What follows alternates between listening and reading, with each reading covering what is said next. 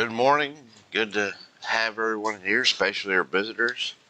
Always welcome our visitors back at any time that they're in the local area and like to join with us. It's certainly a encouragement to us to have visitors. So really appreciate you guys stopping by and spending time with us.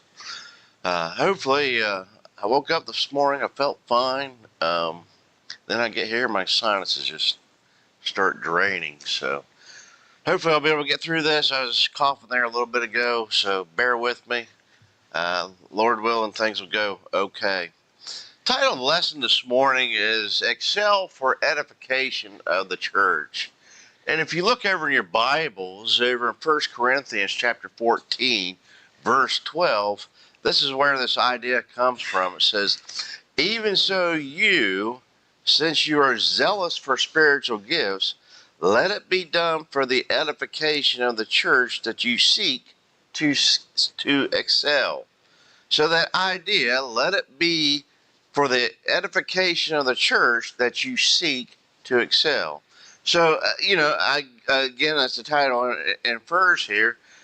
What I gather from Paul here is if we seek to excel, then it should be for the edification of the church. So we're going to be, that'll be our theme here this morning. God willed Christians to work together in groups for their edification. We see this, the groups were to be called churches. This is consider Romans 16:16, 1 Corinthians 1:1, Revelations, the first chapter of Revelation talks about, the churches there. And edify means to build up spiritually as well as numerically. So God does not like the go it alone attitude, if you will. And there are some who peddle that idea out there that I can be my own temple. Yeah, we are a temple. I don't disagree with that, but that doesn't keep one from becoming together as with a church, if you will, a local congregation. Now, in other words, God always intended for us to join together for the edification. Yet each individual will give an account for himself, so there is the individual is within that church, but each is responsible for his part in the action of the group, and we see that the knitting together that idea. So this lesson deals with 6 areas of attention to excel for edification of the congregation or edification of the church. And the first one I'd like to start talking about is excel in personnel, if you will. Consider Ephesians chapter 4, verses 11 and 12. When we look over there in the book of Ephesians, it says, And he himself gave some to be apostles, some prophets, some evangelists, and some pastors and teachers, for the equipping of the saints, for the work of ministry, for the edifying of the body. So here we have a list of different people who would have different roles and different aspects in the edification of the church, working together in ministry, if you will, edifying the body as a whole. So we want to excel in personnel, if you will. That accepts responsibility, if you will, according to one's ability. Consider 1 Peter chapter 5, verse 2. It says, shepherd the flock of God, which is among you, serving as overseers, not by compulsion, but willingly, not for dishonest gain, but eagerly. So again, not everybody's going to be able to be a shepherd or an elder. Not everybody's going to be able to pray at the same time. Not everybody's going to be equipped for every work that has to be done within the church. But nonetheless, those who have those abilities accept that responsibility and do it. They try to excel in it. We can also consider Moses. Moses, for the most part, was a very humble individual. Didn't consider himself to be much of anything, did he? He was like, "Oh, why you picking me? I'm I'm not that kind of guy, God. You know what? You know, I can't even speak. Well, take your brother Aaron with you. You are the right guy, if you will. But eventually Moses accepted his responsibility and became the leader of the Israelite people and brought them up out of Egypt, if you will, and led them through the wilderness for 40 years. So we too need to accept our responsibility in order to excel. We also need personnel that accepts limitations of ability. Consider Romans chapter 12, verses 3 through 8. It says, "For I say, though the grace given to me, for everyone who is among you, not to think of himself more highly than he ought to think, but to think soberly, as God has dealt to each one a measure of faith. For as we have many members in one body, but all of the members do not have the same function, so we, being many, are one body in Christ, individual members of one another, having then gifts differing according to the grace that is given to us. Let us use them. If prophecy, let us prophesy in portion to our faith. Of ministry, let us use it in our ministering. Let each teach in teaching. To he who exhorts in exhortation, he who gives with liberality, he who leads with diligence, and he who shows mercy with cheerfulness." So what's the point here? You know, and well, I guess we could look at what was going on there. Why was Paul saying these words? Well, everybody was wanting to have what they envisioned as these glorious jobs. And Paul's just saying, you know, not everybody has the ability to do every job. And what we ought to do is, some are given to this, some are given to that. And whatever you're given to do, whatever your talents might be, then do them to the best of your ability, is what he's saying. But the point is not everybody has the ability to do everything. Not everybody is going to have the ability, either through qualifications or through natural ability, to be an elder. You know, we hope that all inspire to be, and the charges given to an elder are given to all Christians. It's not that the list of qualifications or the things that you're supposed to choose an elder for is not things that other people aren't supposed to be doing, but instead those are just things that they're to excel at. They are to be the example. They're to be the epitome, if you will. That's why they're giving us qualifications. But not everybody might be able to do all those qualifications, for whatever reason that might be. It might be because you know, we can come up with a million one examples, if you will. But I think we get the idea. You know, so we need to seek help to determine our ability. Consider 1 Corinthians chapter 12, 16 through 18. It says, and if the ear should say, because I am an eye, I am not of the body, is it therefore not of the body? Of the whole body, where an eye, where would be the hearing? If the whole were hearing, were whole be the smelling. But now God has set the members, each one of them, in the body just as he has pleased. So just as in Romans 12, he's using the illustration that when God created the body, that the different members or the different parts of the body, they all have different functions. But that doesn't mean that those members, that one is any more important than the other. You know, look at our internal organs. I think we talked about this last week.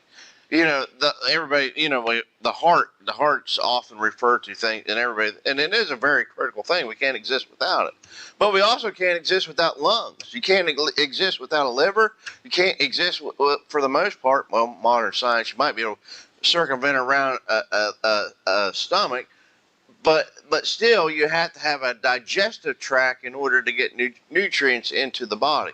So the point is, without any one of those organs, for the most part, the body has either can't exist or has been strictly limited to what its function can be. Same way when it comes to, many of us all have 10 fingers and toes and 2 arms. But, talk to people who lose those members, they become limited in what they can do. Because, if you lose an arm, there's only, I have to adapt to a new way of carrying things, if you will. So the same idea when it comes to, and that's the illustration here is, the ear doesn't compete with the eye. He's using that illustration because if that was the case, if the ear had the ability to be the eye, then who would do the hearing? And so same thing when it comes to the things of the church. Not everybody can be a Bible study teacher.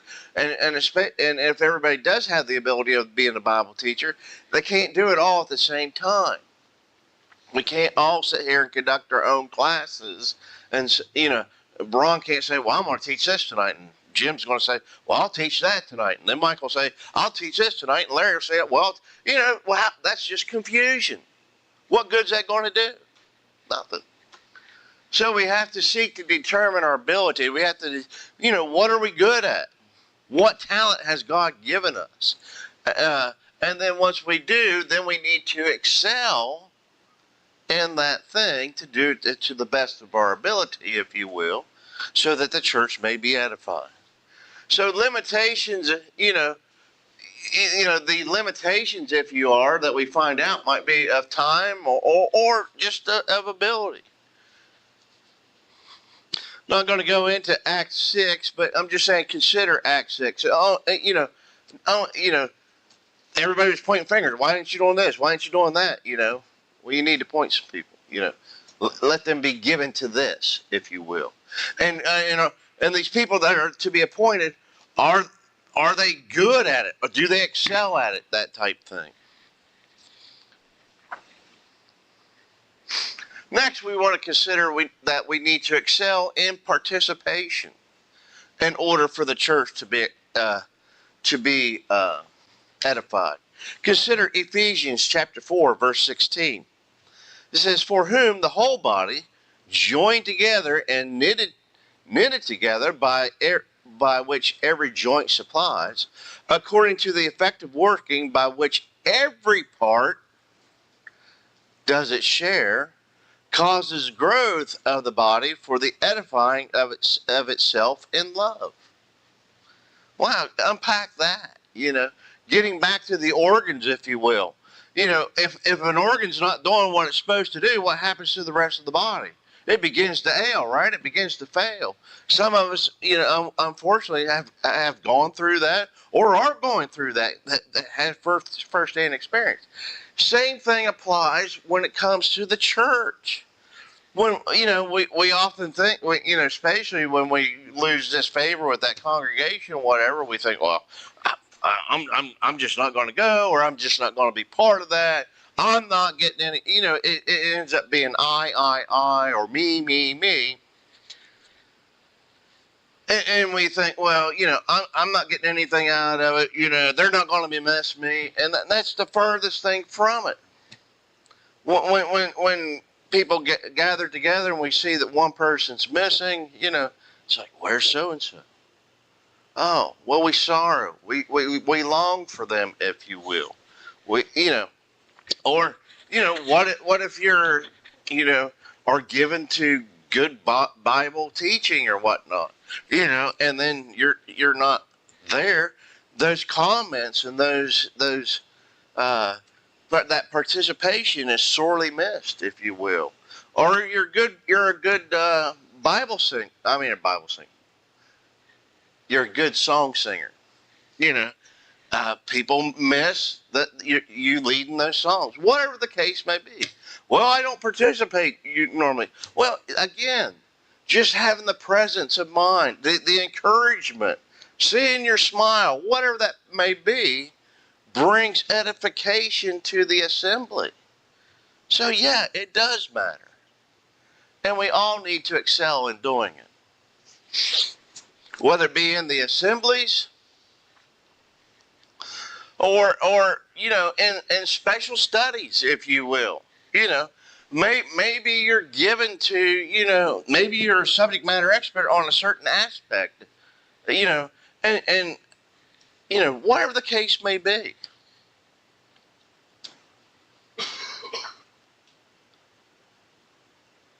You can't be part of those things if you're not a participant. You can't be a member, if you will, of the body if you're not with the body.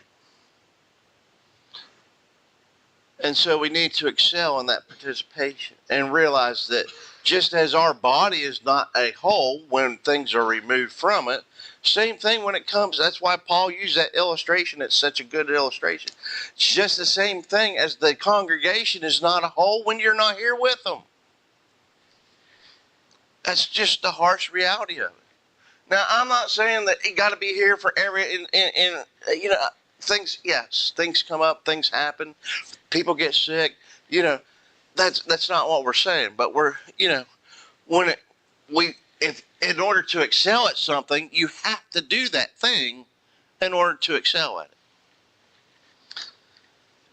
So if you're only here 25% of the time, I don't know if we can count that as excelling. If you're only here 50% of the time, I don't know if we can count that as excelling. Now, exactly what is excelling, I'm not going to put that arbitrary number. I don't think God says, if you hit 90% attendance, then you're excelling. I don't think that, we don't see that written anywhere. But excelling should be the majority, at least, if you will. And then when it comes, we need to excel in participation in the work of the church. The work of church far exceeds that of just the regular assemblies, does it not? What about personal evangelizing? What about going and visiting the sick? What about, whatever those extracurricular activities that the church does external of coming together on Wednesday morning, Wednesday evening, and twice on Sunday, if you will. But we need to excel in participation. Next, I want to point out that when we look to 1 Corinthians 14:40, where it says, "Let all things be done decently and in order," well, that's pointing, saying that we need to excel in planning.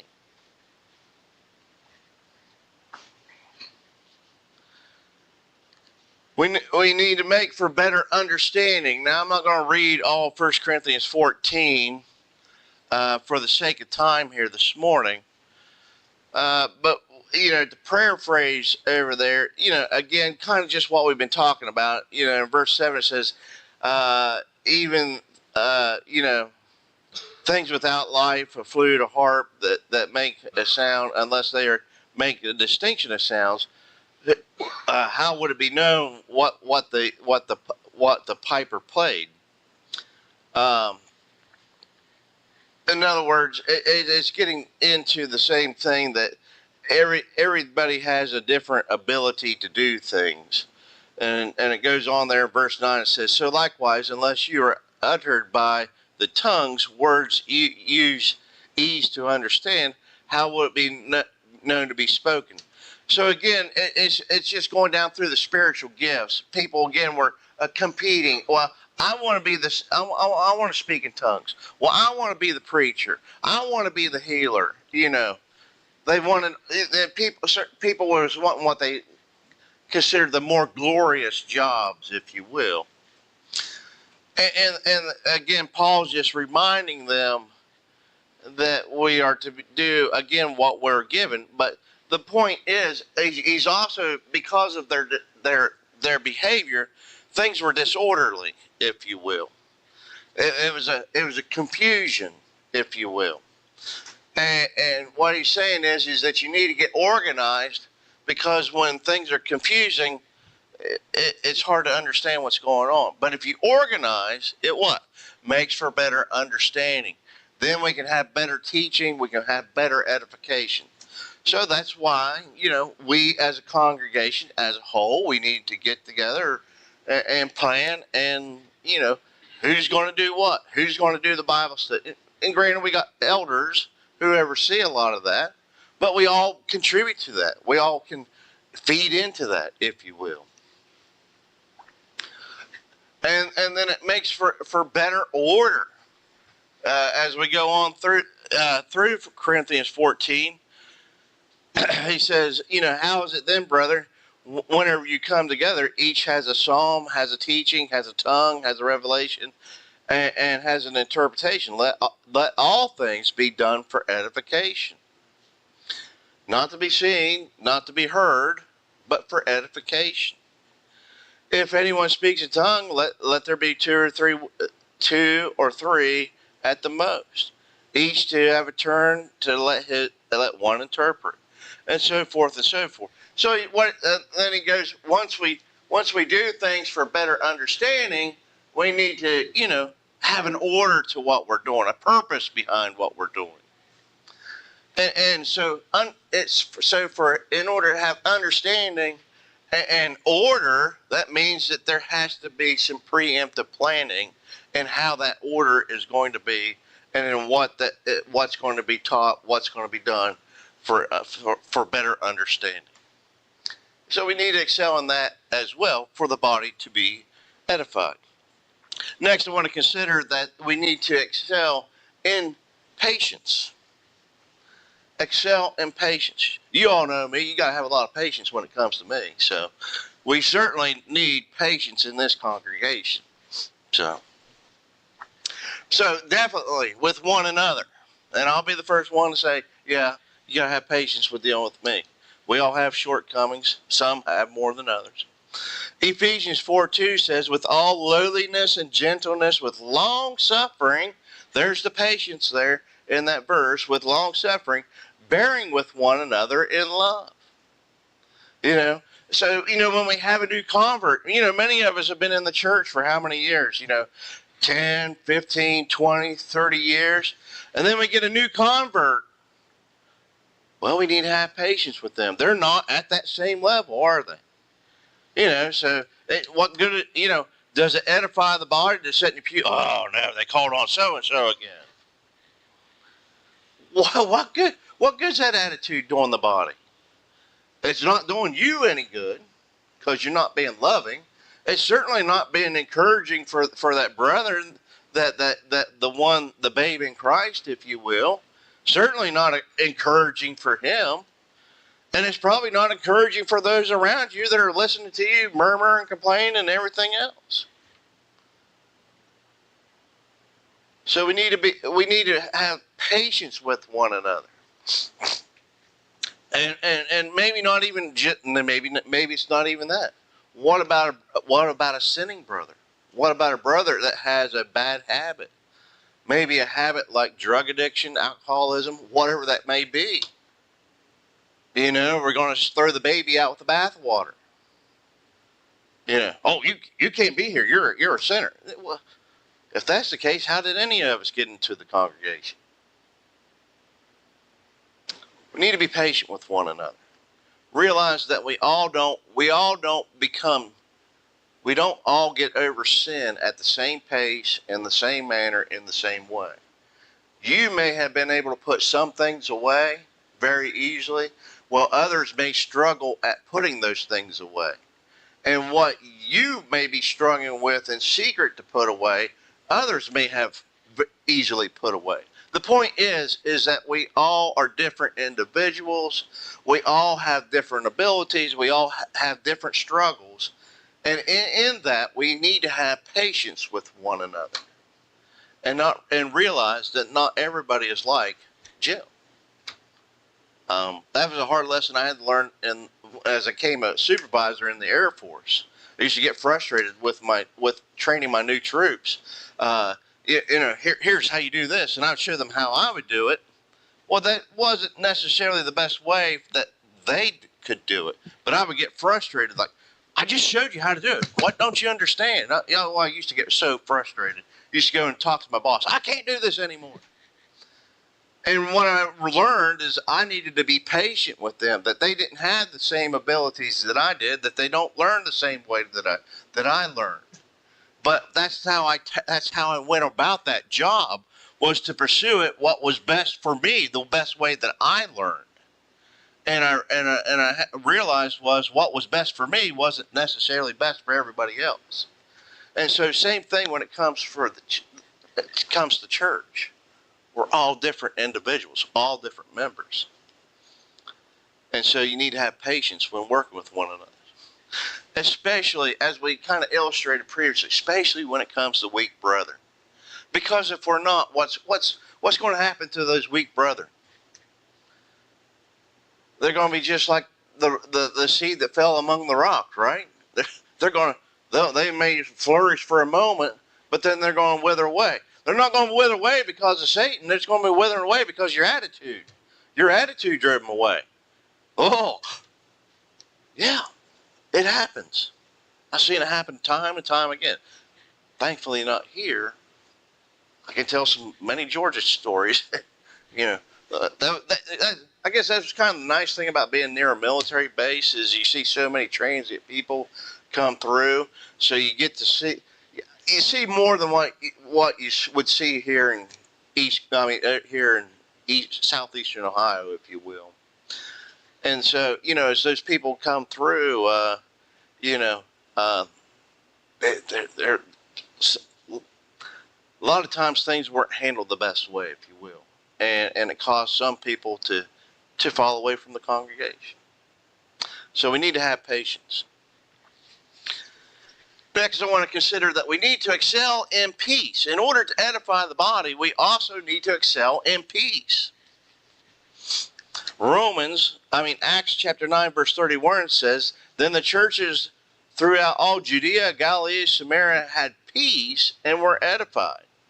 And walking in fear of the Lord and in the comfort of the Holy Spirit, they were multiplied." So when there's peace, there's what? Multiplication. And then Romans chapter 14 and verse 19 says, "Therefore let us pursue all things which make for peace, and the things by which one may edify another." So that's funny how peace and edification is being illustrated together, right? Well, if we think about it, it makes perfect sense, right? When we're at war, when things are disorganized or people are distraught, you're not thinking good things. You're probably not learning. You're caught up in the emotions of whatever's causing the ill emotions, probably most likely anger, if you will. And so, therefore, the opposite of anger, or the opposite of those emotions, is what? Tranquility and peace, right? And when you have peace, the mind's relaxed, the mind's more receptive to things, and thus learning. And that's the main function of the congregation. So, the first point here is by carefully handling threats to peace. So when things that threaten the peace of the congregation, they need to be dealt with. They don't need to be swept under the rug. They don't need to be ignored, or we don't need to, be like the three monkeys: hear no evil, speak no evil, see no evil. In other words, we don't need to be an ostrich and put our head in the sand and hope that it goes away. No, it needs to be dealt with. To avoid unnecessary controversy amongst the brethren. 1 Timothy 1:4 says, "Nor give heed to fables and endless jealousies, which cause disputes, rather than godly edification, which is in faith." Oh, did you hear about brother so-and-so? Oh, did you see what he was wearing? Oh, no murmuring, no gossiping, no tearing down one another. Unfortunately, the human psyche, usually when the human psyche, when we don't feel good about ourselves, what's the first thing we do? We tear those around us down. To what? Build ourselves up. Oh, well, you didn't do this. Well, you didn't do that. Or, did you see this? Or did you see what they did? It's all in an effort to what? Build oneself up. I'm not saying that's the case every time, but for the majority of the time, I believe consciously or subconsciously, that's the purpose in doing a lot of those things, is to build oneself. Because do you sit there and go, yeah, I didn't do this, or did you see how bad I did this? No, people don't go around doing that, do they? But they sure go around telling how bad everybody else did things. So we need to be careful with personal convictions too. This is one that will tear apart a church real quick. Personal scruples, if you will. When you feel that you got to do or something has to be done, and to not do it, it's a sin. Now, for hyperbole purposes, say I had a scruple that I had to wear red shoes on the second Sunday of every month, or it was a sin. There's nothing wrong with me having that, saying that to Jim Love. But when I come into the congregation and say, Ron, where's your red shoes? We spoke about this. Larry, what about you? Where's your red shoes today? There becomes the problem. There's nothing in the Bible that says one has to wear red shoes. That's just something that Jim came up with.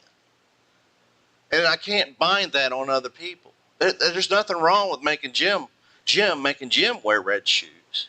But the problem becomes when I start making other people wear red shoes. So, down through the ages, there's been issues like, well, do we have one cup or do we have two cups? Well, what about head coverings? Well, the Bible talks about head covering. Well, we ought to wear, those type of things. Or, it could be, people make up all kinds of things. And when you start, again, there's nothing wrong with levying those things upon you, but when you start levying upon your fellow brethren, that becomes a problem. And that's exactly what was going on in Romans 14.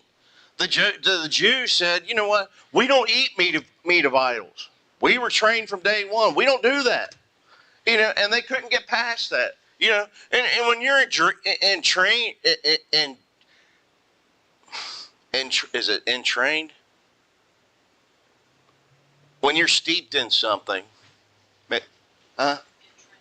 entrenched, yes. When you're entrenched in something like from birth, it's hard to give that up, right? And so they couldn't get past the meat of idols, and they knew that most things that came from the marketplace, if you will, was probably what they consider strangled meat. So therefore, but the Gentiles, they go to the market, they just buy, that's just a hog, that's just a hog roast or whatever, pot roast or whatever that might be. That's just meat from the market, And so there became a strife. The Jews were saying, no, you can't do that. Gentiles were going, why not? There's nothing to prevent me from doing this. The New Testament doesn't say that I can't do this. Yeah, but Paul had to come in and illustrate that to them. He says, for those of you that thinks that it's meat of idols, okay, that's fine. But don't levy that upon everybody else. Meat is meat. And for those of you that realize that meat is meat, don't use that as a weapon against your brother who thinks that it's meat of idols. Be kind to one another. Do it for the edification. What's being edified? For you that it's meat is meat, that's fine. Eat it. Have it. For those of you that thinks that it's strangled and can't eat it, don't eat it. When you go to somebody's house, don't ask where it came from. Don't get out a microscope and inspect it and, all those things. Just go with it. And those of you that, when you know your brother over here on this side is struggling with that, don't go buy meat for the market. Because they were just tearing apart one another. That's what happens with scruples. and it doesn't work towards peace. So we need to be careful not to spread as well as strife. The proverb writer says, a man's heart plans his way, but the Lord directs his steps. And in verse 14 it says, a messenger of death is the king's wrath, but a wise man will appease it. So we need to be careful not to spread strife. Don't bring problems into the congregation, if you will. And then we need to excel in peace by refusing to accept false peace, if you will.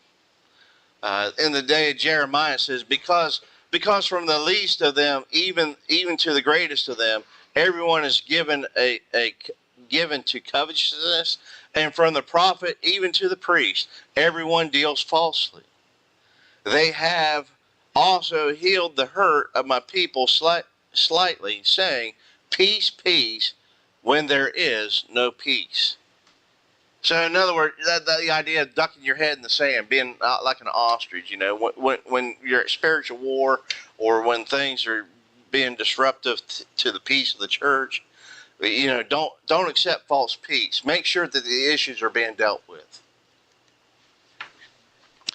I think we're almost to the end. We need to excel in purity as well. Excel in purity. Sharp words may be needed at times to maintain purity. Rebuke a false teacher. Use sharp words. No, that's false doctrine. And then sharp actions may be needed at times to maintain purity. Look into Galatians 5. So we want peace.